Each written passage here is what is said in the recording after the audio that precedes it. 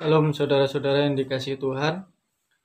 Kita baru-baru ini telah mendengar salah seorang komedian yang menyatakan bahwa Alkitab secara otomatis tidak dapat mendeteksi tentang kehidupan Yesus dari kecil sampai besar dan secara khusus setelah umur 12 sampai sebelum umur ke-30 saat Yesus menunjukkan diri dalam pelayanan.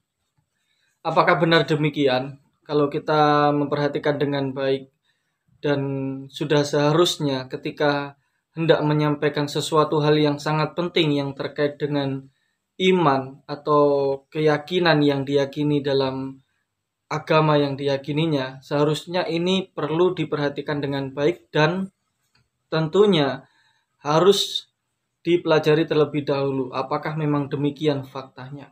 Saudara-saudara yang dikasihi Tuhan, memang Alkitab tidak mencatat kehidupan Yesus mulai sejak 12 tahun ke atas sampai sebelum 30 tahun. Karena tujuan Alkitab ditulis secara khusus di dalam Injil, baik Matius, Markus, Lukas, dan Yohanes, itu tidak dimaksudkan untuk menulis kronologi Yesus Kristus secara lengkap, menyeluruh dari sejak lahir sampai kepada kematiannya. Tetapi tujuannya adalah untuk menyatakan siapa Yesus sesungguhnya bagi manusia sesuai dengan alamat yang dituju oleh penulis daripada Injil itu sendiri. Karena setiap Injil itu ditulis dengan tujuan yang berbeda-beda.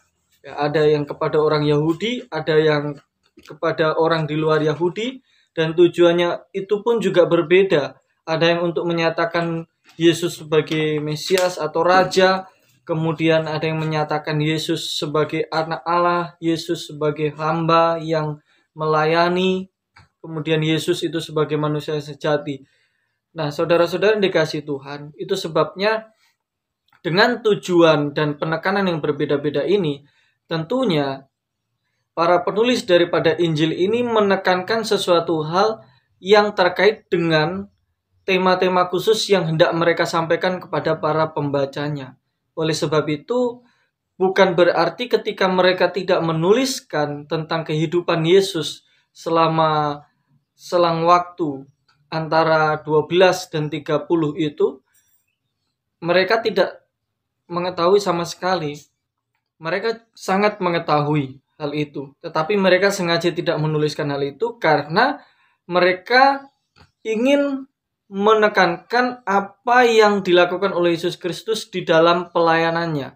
Dan secara khusus di dalam Injil Matius, kenapa Matius tidak menuliskan secara lengkap mengenai kronologi kehidupan Yesus Kristus dan bahkan dari umur yang kesekian itu sehingga dituliskan pada saat pelayanan Yesus ketika sudah 30 tahun. Karena Matius tahu orang yang menerima Injil itu, yang membacanya itu adalah orang Yahudi. Tanpa mereka diberitahukan tentang kehidupan Yesus Kristus secara rinci seperti itu, mereka tahu apa yang dilakukan Yesus. Yang tentunya tidak lain adalah belajar. Yang tentunya tidak lain adalah mempelajari kitab suci, mendalami kitab suci, Taurat, dan juga kitab para nabi yang menjadi sebuah tradisi di dalam kehidupan orang-orang Yahudi pada saat itu. Sehingga pada umur 30 tahun, itulah yang disebut sebagai masa-masa di mana ketika orang sudah menyelesaikan masa studinya, orang itu sudah dianggap sebagai orang yang sah untuk mengajar dan juga menyampaikan mengenai berita daripada kebenaran itu di tengah-tengah umum. Dan inilah yang dilakukan oleh Yesus ketika dia memulai pelayanannya. Itu sebabnya para penulis Injil menulis akan hal ini karena ingin menunjukkan tentang apa yang dilakukan Yesus di dalam pelayanannya, bahkan sampai kepada kematiannya di kayu salib, kebangkitannya, dan juga kenaikannya ke surga. Oleh sebab itu, saudara-saudara yang dikasihi Tuhan Yesus Kristus, bukan berarti ketika mereka tidak menyampaikan hal itu, mereka tidak dapat mendeteksi apa yang dilakukan oleh Yesus dan bagaimana kehidupan Yesus pada saat itu.